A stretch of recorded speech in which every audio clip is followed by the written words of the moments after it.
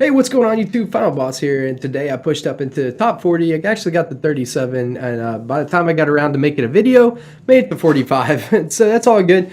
But currently, right now, everybody in the top is playing Hog, Hog, Hog. There is a bowler graveyard there. Took an L there and an L there, and now we're gonna go down to the Boss Hog.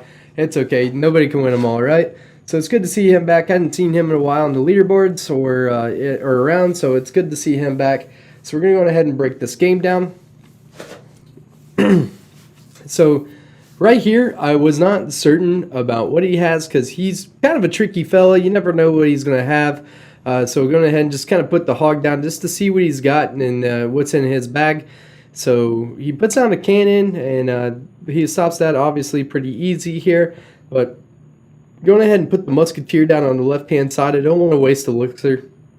And he starts off with his golem and his hog, and the cannon actually locked onto the ice golem, which is kind of weird. It feels like my luck that never happened. So we're going ahead and get a full push going on, and I kind of switch up my pushes a lot, but a lot of time I will put my hog in the left corner there. Sometimes he hops over, sometimes he does not, and people may ask, you know, how do you get him to do that? It's completely random.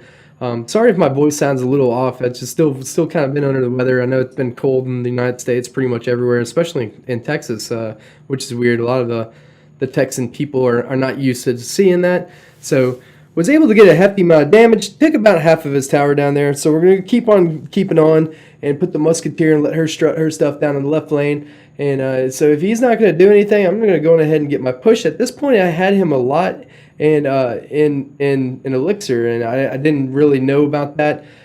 You know, sometimes you lose track. Sometimes you keep a count of your elixir, but I am going to go on ahead and take the tower down here really early. He tries to distract, but I zapped that away. I wasn't sure if the hog was actually going to take the tower. So yeah, I haven't been talking a lot in my games, and it's not out of disrespect to anybody. I just feel like, you know, like sometimes I'll tell somebody or a certain person good luck, and here lately, even in my grand challenges, I haven't been saying anything to anybody. So if you guys have played against me or have seen me in some of my videos and I don't say anything, it's not out me being mean.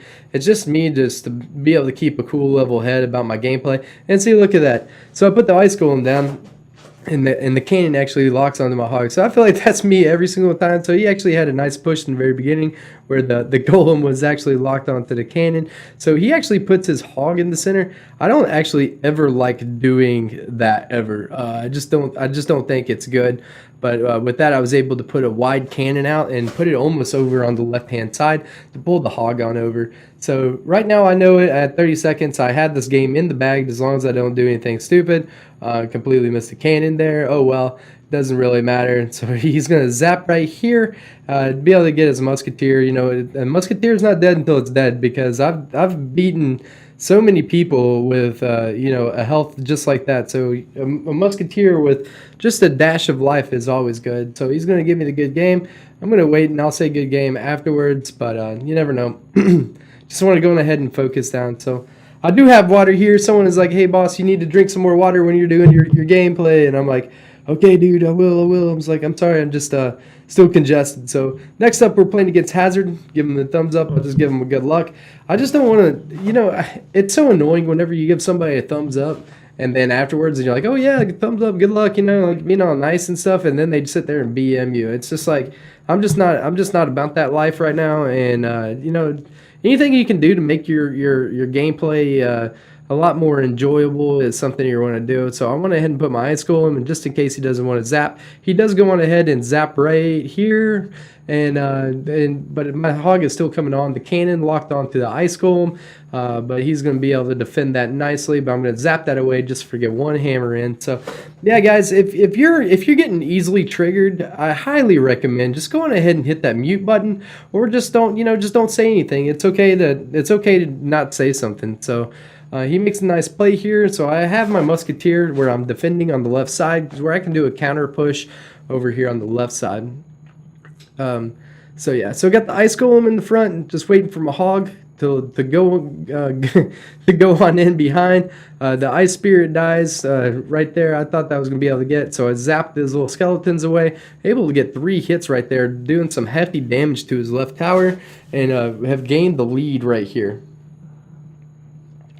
So here comes his ice golem, his hog. I'm going to go ahead and drop the ice spirit on there, allow my cannon to go on ahead and distract, since the ice golem was actually targeted instead of my tower. So he gets a little bit of damage in. So we're just kind of trading punches here, like a couple boxers, and kind of getting into it.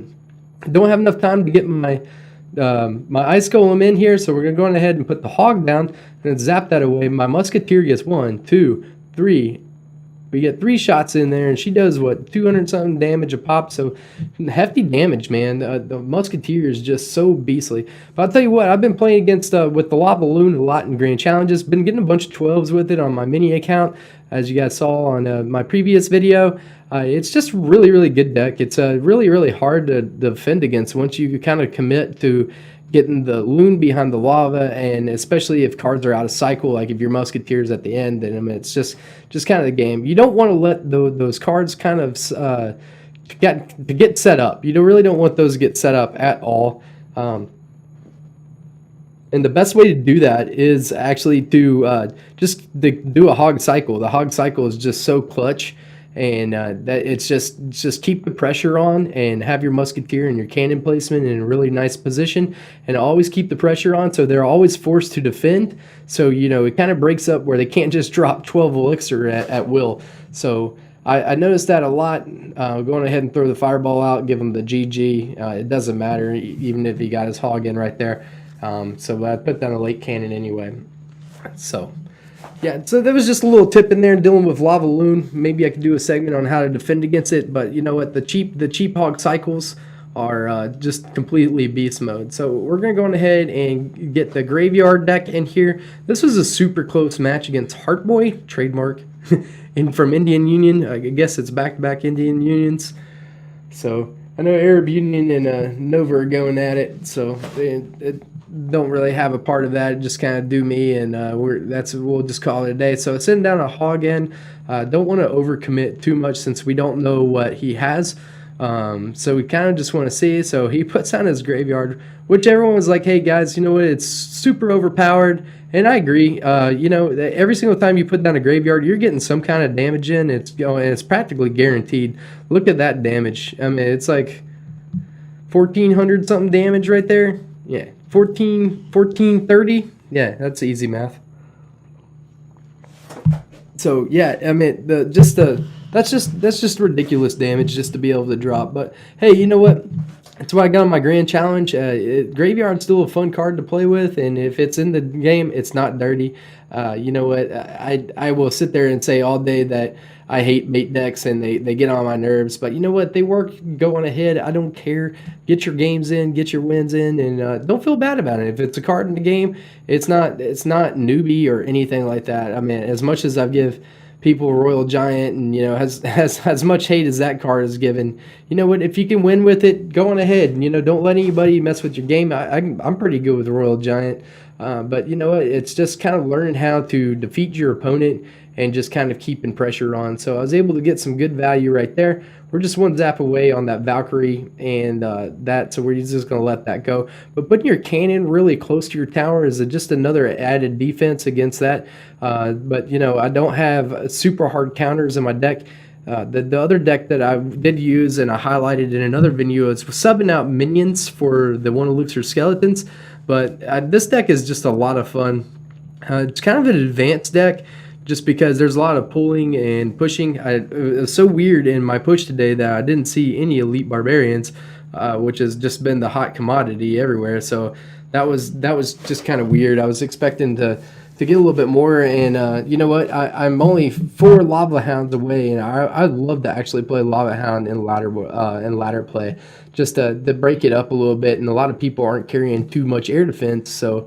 But you gotta really be, even playing Lava Hound is not the easiest. Like, oh, well, boss, all you have to do is drop, Lava Hound in the back and put the loon behind it. But yeah, dude, that's 12 elixir. I mean, you can keep pressure on the other lane, take a tower down, and just keep on keeping on. So a lot of time I just ignore the Lava Hound until and just do cleanup work. So. I mean, at this point right here, I know that he's about to drop his graveyard. His time is expiring. I put my ice golem down. I should have put the ice golem down a little bit further in the back, but I was able to get my fireball off before that, and that was a good game. Very close and hard fought. I hope you guys enjoyed the video. This deck will beat Lava Hound, no doubt about it. Can also beat the Golem. You know, the Elite Barbarians, it can get dicey with that deck, though. The biggest problems I've had with this deck is playing against decks that have pump. There's just not a pure 100% solution with it.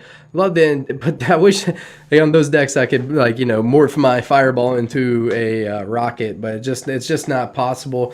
Those decks give a big problem, bigger, more so than the Lava Hound. So this deck is easy to beat with the Lava Hound. And it happened against me in Grand Challenges as well. So I hope you guys enjoyed the video, and I will see you guys next time. Peace out, guys.